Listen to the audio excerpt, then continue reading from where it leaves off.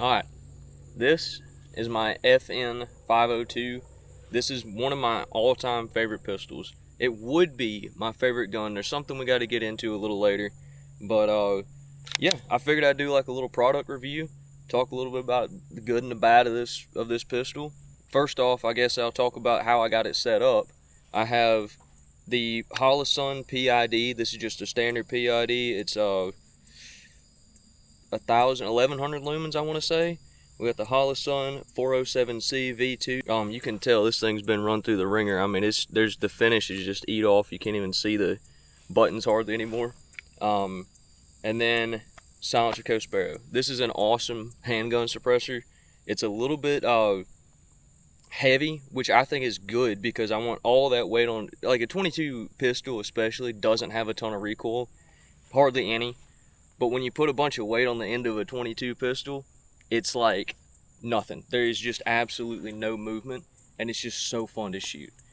But kind of the reason I'm doing this video today is to point out some slight issues. So, I mean, I do love the gun, don't get me wrong.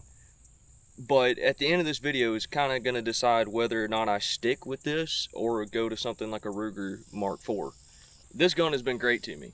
I think I got the problem fixed, but every now and then I'd clean it, I'd get it polished, like clean every little narrow guide channel, every channel inside of the action. I'd clean the barrel, inside out, the chamber, I just get it polished. Just clean all the carbon off, get it nice and oiled up and everything. And about the second or third mag after I cleaned it, it would consistently, the slide would come back far enough to eject a spent shell, but sometimes it wouldn't go far enough back to lock the hammer back or even load another shell. And I think what that was, so I'm probably not supposed to show this on YouTube, but if you can see that right there, these things come with a plastic guide rod that is absolute junk. The spring gets all like twisted up and everything in there, and it's just, I don't understand why FN did that. FN's supposed to be like one of the premier premier firearm manufacturers in the world, and even though it's just a 22, this is still a $500 gun, roughly street price, and I do think it's a great value. Mine came with 5 mags and all that, but so I got a good deal. 5 mags. Got the optic plates. You can mount a million different types of optics to these things. The trigger's amazing, but why did they put a plastic guide rod? I know it's just a 22, but you're FN. Like, I don't know. I don't get it. But hopefully the steel guide rod, it's only like a $20-$25 fix, so hopefully that'll work. But I haven't actually burned this thing down since I swapped out that guide rod. So on one hand, this is an FN. It's supposed to be, I mean, it's a trainer for the 502. It's got the beautiful lines of the 502, the classic FN grip, the classic FN just style. It just looks pretty. That's simply put. And it feels exactly like a 502 except a good bit lighter. It shoots just like one. I mean, it's been, other than every now and then it getting dirty way quicker than it should and jamming up, it's been super reliable, super accurate for a handgun. But it's really hot out here, so we're going to get into actually shooting this thing. And honestly, another point before we get into it, this is the last thing I'll yammer about before we actually get to shoot. This gun is strictly a suppressor host. Now, it's nice that it has 15 rounds as opposed to a Ruger or a Buckmark or a Smith & Wesson Victory. Those have 10-round magazines, and there's no changing that. They shoot great, they're reliable, they look clean, they're good guns, but I wanted this gun as a suppressor host, not the other way around. I didn't want to put a suppressor on my gun. Does that make sense? I hope I'm making sense. So yeah. Anyways, enough talking. I think what we'll start off with, the dirtier this thing gets, the more important it is for us to, see the reliability. And I'm shooting, let's see, this mag right here. And this chest holster, by the way, by Coltac, absolutely awesome. I carry this thing all the time in the woods, and I feel like I'm just all over the place with this video, but that's fine. I have no idea what shells these are. I think these are some version of a CCI Quiet, maybe even Winchester. I don't know.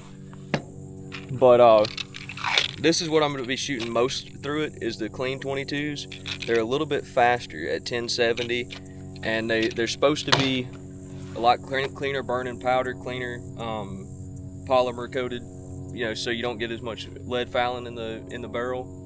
But anyway, I should probably quit talking and actually get to shooting. So also, it's toasty out here. Alright, I don't know how well you guys can see it all, but right here in the front of this dirt patch, I've got a bottle. We'll call it 10 to 12 yards. One behind it, 15 to 18 yards. And then there's one right there, we'll call it like 20 something.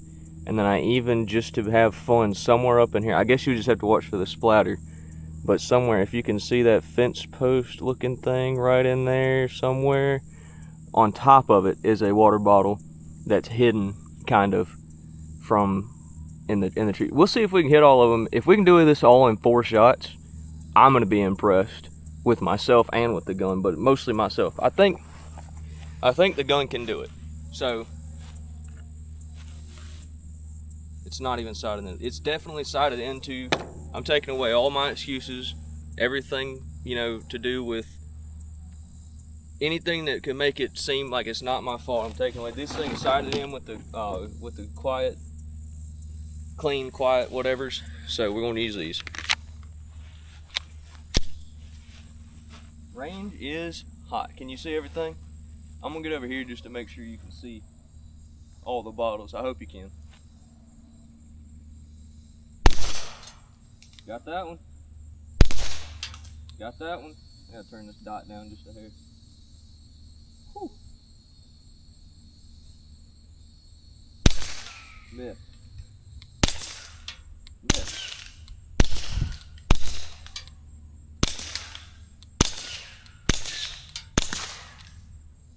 Had to aim way below it. I just shot a whole bunch of times.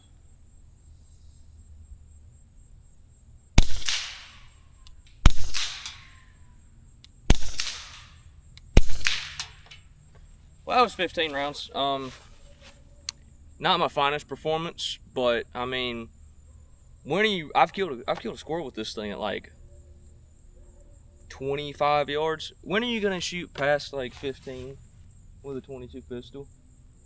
That second bottle is looking at me funny, so let's finish it off. This is stupid. It only came with a 10 round mag. All right, let's see.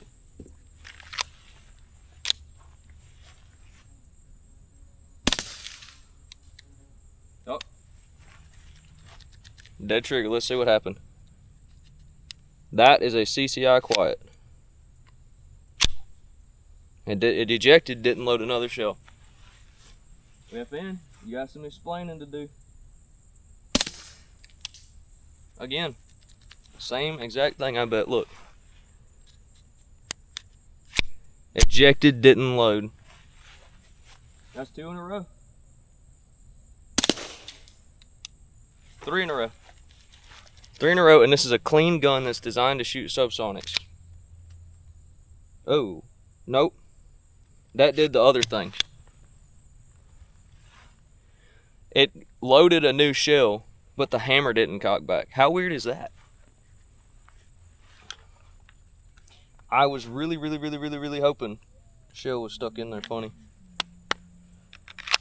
I was really hoping that steel guide rod would help, and if it doesn't, if it's not helping, I might have a conversation with someone in the warranty department. Alright, let's try again for that 4-1, because I apparently just absolutely suck. First shot, how about that? First shot with the CCI Quiets. And that tells you it's not the ammo. If they're that accurate, it's not the ammo making this thing not cycle. Alright. Well, cycled the rest of them fine. Maybe it had something to do with the mag. This is a 15 round mag instead of the 10 rounder. Also loaded up with Quiets. Whew, can't get a little warm. I love it.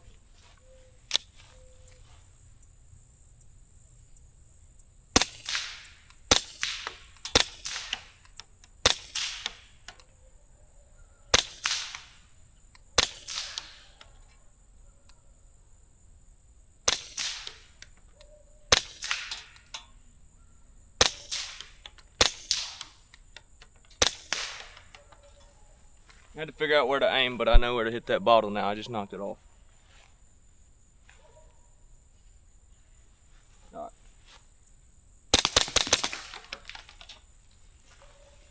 All right. I'm hoping it was just the mag. We'll run another mag through it, and then I'll show you guys the trigger, how good it is. These are back to the polymer coated ones. That was weird. Kind of hung up when I went to load it. Alright. Is there anything else we can shoot? By the way, there's absolutely nothing back there. I know I'm getting a lot of ricochets and the bullets are going crazy, but it's subsonic 22 going into woods. There's literally nothing but woods back there. So, I do have an idea. This is going to be loud. It's going to be cool. That was a diesel tank.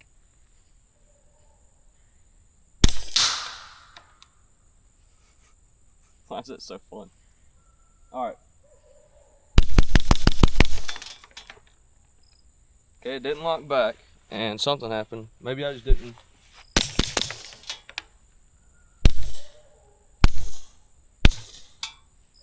I don't know how many rounds that was. That felt like more than 15. It definitely seems, which makes sense, like the hotter the load, the better it's gonna cycle, which, I mean, obviously, it's a 22, you need a little, God, that's hot. Do y'all like my Sharpie work, by the way? So anyway, let's, it's clear. I don't mind, I'm not worried about this breaking because I don't think it's got enough power to snap any kind of firing pins when I dry fire, but it's clear, so I'm gonna show you guys, hopefully that's a good view for you. This is the trick, it's a single action only. This is the trigger pull. Nice and crisp, and then we'll see if that, okay, maybe we have to do that. Then the reset. It's a little long, but it's very positive. It's a nice clean reset. Nice clean trigger break. It feels better than it looks on camera, if I'm being honest with you. Like this pistol is one that you could definitely set up to, like, I don't know, train for. Do you train for a competition with a 22 pistol? I don't know. I'm not a competition shooter. I'm just a redneck. But I feel like this would definitely be a great contender to, like, teach somebody how to hold a pistol, how to shoot a pistol. I'm impressed so far. I really think it might be something to do with some of my mags after shooting it a little bit, because that 10-round mag, it just didn't like them.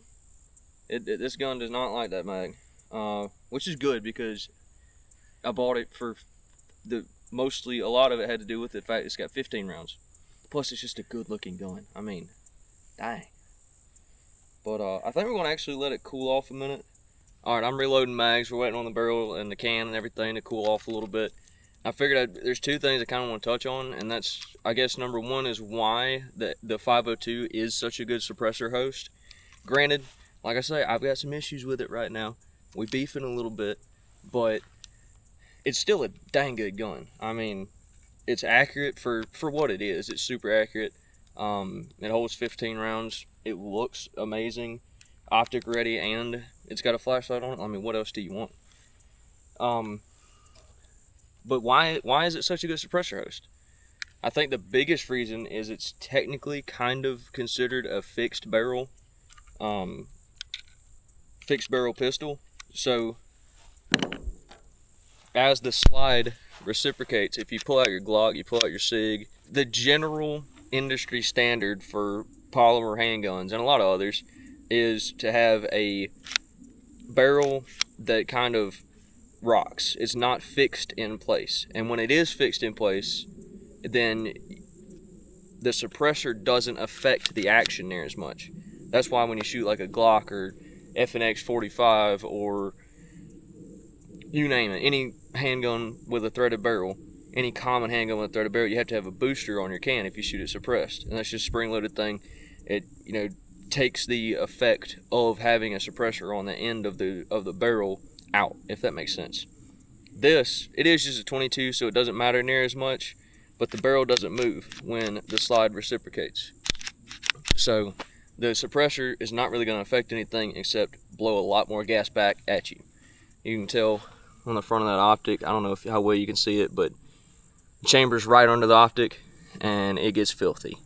The other thing I was going to mention is the sound signature. It is a semi-auto. It's a semi-auto handgun, therefore the action has to cycle every time. Number one, that's the biggest thing. The action has to cycle to load another round. And in something like a bolt rifle or single shot or something like that, the only sound from action is the sound of the hammer, the striker, the whatever falling. With this, you have the sound of the slide moving back, and there's a lot of stuff going on. You're resetting the trigger, you're resetting the hammer, you're loading another round, the slide's moving a decent bit. So you got the action sound, and it's a simple blowback operating system. So as soon as the slide cracks, as soon as the hammer falls, firing pin hits the rim of the shell, the gas from the explosion, there's a lot of it that goes out the front and gets caught in the suppressor, but there's a ton of it that as that slide moves back from that simple blowback operation, that gas pops out right there. So there's a lot of gas leakage around in and out of the barrel, so it's not going to be like dead quiet with no matter what rounds you're shooting, but it's pretty dang good sounding. It's so tough to tell on camera, but I may take the barrel off. I mean, not the barrel, the suppressor off, but I may not. I don't know. I think we're just going to shoot 1 or 2 more mags and then call it a day. I've been yapping a lot. It didn't go all the way into a battery that time, but that was just loading it. Easy fix.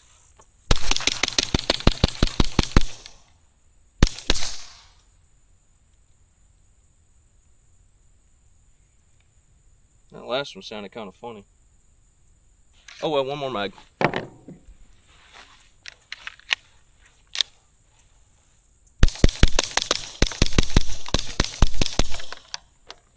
Okay, yeah, I fixed it. Lesson learned, don't use the 10-round mags that come with FN. If you live somewhere like Colorado or California, you're probably gay. So anyways, hope you guys enjoyed watching the FN502 dominate some 22 quiets. And I don't know what we're going to film next time, but drop a comment down below, something you'd like to see. If you like rimfires, you like suppressors, you like cool guns, I mean, I've got a decent little collection I can film with. So and I've got some buddies that have really cool guns. I got buddies that's got way cooler guns than I got, so we might team up with some of them. For example, the last video, Donnie helped me film that one. So we got a lot of stuff at our disposal.